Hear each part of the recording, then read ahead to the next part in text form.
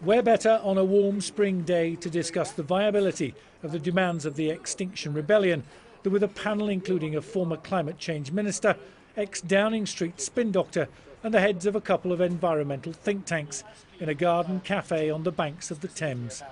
The demonstrators are demanding the government tells the truth about what they call the climate emergency, that the UK has net zero carbon emissions by 2025 and that a citizens' assembly is set up to lead the climate change agenda. Our panel blows hot and cold on each.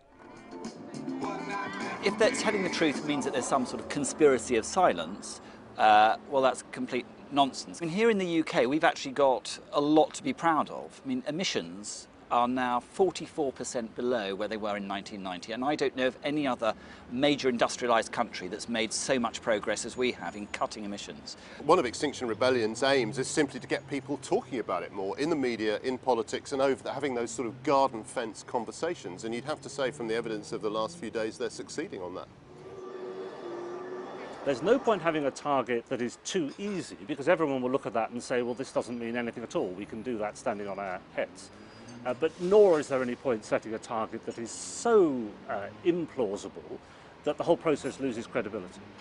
The thing to bear in mind is that climate change, however, is like diabetes. It's a progressive disease. If you don't do something about it, it goes on getting worse. So the later you start doing something about the problem, the worse the eventual outcome will be for you. I think 2025 isn't really achievable. There are 3 weighty reports out there in the last 6 months that tell us we can do it by 2045-ish.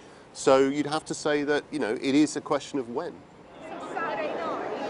They've been used very successfully in Ireland, for example, in Canada and elsewhere around the world. They do have a role to play. They can't make the final decision, but they can make recommendations to government, and government, if it's sensible, would be well advised to listen to that advice and commit itself to take it very seriously, but not necessarily to accept all of the conclusions. The takeaway seems to be that there's merit to some extent in 2 of the 3 demands, but zero carbon in just 6 years is a pipe dream. But what do the protest leaders make of our straw poll? The problem is it might be a pipe dream, but it's the only option we have left. So if you want to, delay it 5 years, sure, but we're not going to meet that deadline. And we've been pushing this back long enough. We need to make sure that we are doing it by 2025, because otherwise there's no other option. So it's make your mind up time. Are the protesters right, wrong, or somewhere in between? David Bowden, Sky News in Westminster.